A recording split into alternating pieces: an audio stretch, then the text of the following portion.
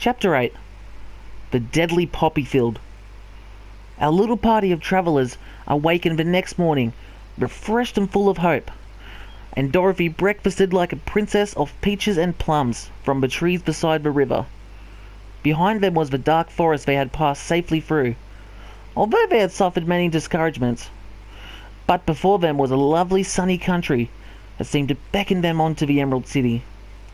To be sure, the broad river now cut them off from this beautiful land, but the raft was nearly done, and after the Tin Woodman had cut a few more logs and fastened them together with wooden pins, they were ready to start. Dorothy sat in the middle of the raft and held Toto in her arms. When the Cowardly Lion stepped upon the raft, it tipped so badly, for he was big and heavy. But the Scarecrow and the Tin Woodman stood upon the other end to steady it, and they had long poles in their hands to push the raft through the water. They got along quite well at first, but when they reached the middle of the river, the swift current swept the raft downstream, farther and farther away from the road of yellow brick, and water grew so deep that the long paddles would not touch the bottom. "This is bad," said the Tin Woodman, "for if we cannot get to this land, we shall be carried into the country of a wicked witch of the west, and she will enchant us and make us her slaves." "And then I should not get brains," said the Scarecrow. And I will not get courage," said the Cowardly Lion. "And I should get no heart," said the Tin Woodman. "And I should never get back to Kansas," said Dorothy. "We must certainly get to the Emerald City if we can," said the Scarecrow. And he pushed so hard out with his long pole that it struck fast in the mud and in the bottom of the river, and before he could pull it out again or let go, the raft was swept away, and the poor Scarecrow was left clinging to the pole in the middle of the river. "Goodbye," he called after them, and they were very sorry to leave him. Indeed, the Tin Woodman began to cry, but fortunately remembered that he might rust, and so he dried his tears upon Dorothy's apron. Of course, this was a bad thing for the Scarecrow.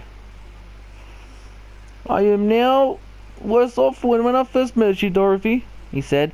"Then I was stuck in a pole in the cornfield where I could pretend to scare crows. At any rate, but surely this is no use for a Scarecrow stuck on a pole in the middle of a river. I'm afraid I shall never have any brains after all." Down the stream the raft floated, and the poor Scarecrow was left far behind. The Lion said, Something must be done to save us. I think I can swim to the shore and pull the raft after me, if you will hold on fast to the tip of my tail." So he sprang into the water, and the Tin Woodman caught fast hold of his tail when the Lion began to swim with all his might towards the shore.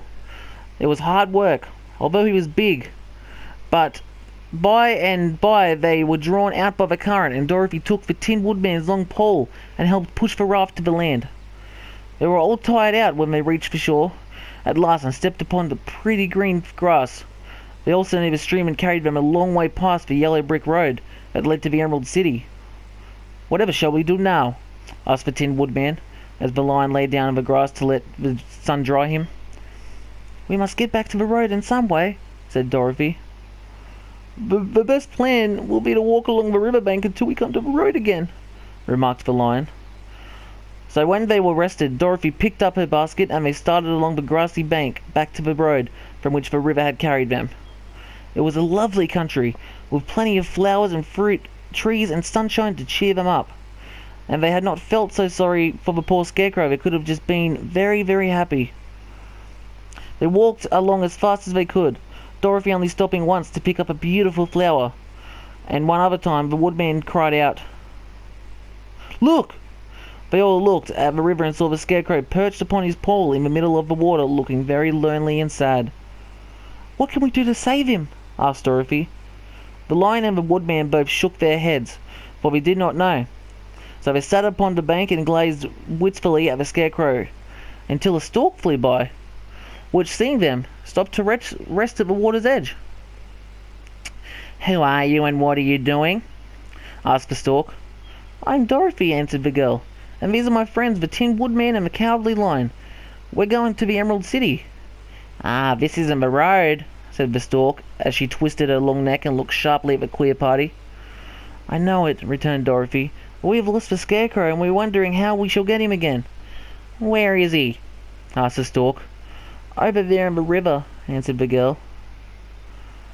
If he wasn't so big and heavy, I would get him for you, remarked the stork. He isn't heavy a bit, said Dorothy eagerly, for he's stuffed with straw, and if you'll bring him back to us, we will thank you ever so much. Well, I'll try, said the stork, but if I find he's too heavy to carry, I shall drop him in the river again. So the big bird flew over into the air, over the water, where she came to where the Scarecrow was perched upon his pole. Then the stork took with her great claws and grabbed the Scarecrow by the arm, and carried him up into the air back to the bank where Dorothy and the Lion and the Tin Woodman and Toto were still sitting. When the Scarecrow found himself among his friends, he was so happy that he hugged them all, even the Lion and Toto. And as they walked along and sang every step, he felt so gay. I was afraid I would have to sit in that river forever, he said. But the kind stork saved me, and if I shall ever get any brains, I shall find that stork again and do it some kindness in return. That's all right, said the stork, who was flying along beside them. I always like to help anyone in trouble, but I must go now, for my babies are waiting for the nest in me. I hope you find the Emerald City, and that Oz will help you. Thank you, replied Dorothy, and then the kind stork flew into the air and was soon out of sight. They walked along, listening to the singing of the bright-coloured birds and looking at the lovely flowers, which now became so thick that the ground was carpeted with them. There were big yellow and white and blue and purple blossoms, besides the great clusters of scarlet poppies, which were so brilliant in colour they almost dazzled Dorothy's eyes. Aren't they beautiful? The girl asked as she breathed in the spicy scent of the flowers. I suppose so, answered the Scarecrow. When I have brains, I shall probably like them better. Oh, if only I had a heart, I should love them, added the Tin Woodman. I always did like flowers, said the Lion. They seem so helpless and fragile. But there are none in this forest so bright as these. They now came upon more and more of the big scarlet poppies and fewer of the other flowers. And soon they found themselves in the midst of a great meadow of poppies. Now it went known that there were many of these flowers together. The odour was so powerful that anyone who breathes it falls asleep. And if the sleeper is not carried away from the scent of the flowers, he sleeps on forever. But Dorothy did not know this, and nor could she get away from the bright red flowers. They were everywhere about her. So pleasantly, her eyes grew heavy, and she felt she must lay down and rest, and to sleep. But the Tin Woodman would not let her do this. We must hurry and get back to the road of yellow brick before dark, he said, and the Scarecrow agreed with him, so they kept walking until Dorothy could no longer stand. Her eyes closed, and in spite of herself, she forgot where she was, and she fell amongst the poppies fast asleep. What shall we do? Asked the Tin Woodman. If we to leave her, she will die, said the Lion. The smell of flowers is killing us all. I can merely myself keep my eyes open, and the dog is asleep already. It was true. Toto had fallen down beside his little mistress, but the Scarecrow and the Tin Woodman would not, being made of flesh, were not troubled by the scent of the flowers. Run fast, the Scarecrow said to the Lion, and get out of this deadly flower bed as soon as you can. We will bring the little girl with us, but if you should fall asleep, you will not be carried, for you are too big. So the Lion aroused himself and bounded forward as fast as he could go in a moment, and he was out of sight. Let us make a chair with our hands and carry her, said the Scarecrow. And they picked up Toto and put the dog in Dorothy's lap. And then they made a chair with their hands, and for the seat their arms and their legs, and carried her, the sleeping girl, through the flowers. On and on they walked, and it seemed the great carpet of deadly flowers that surrounded them would never end.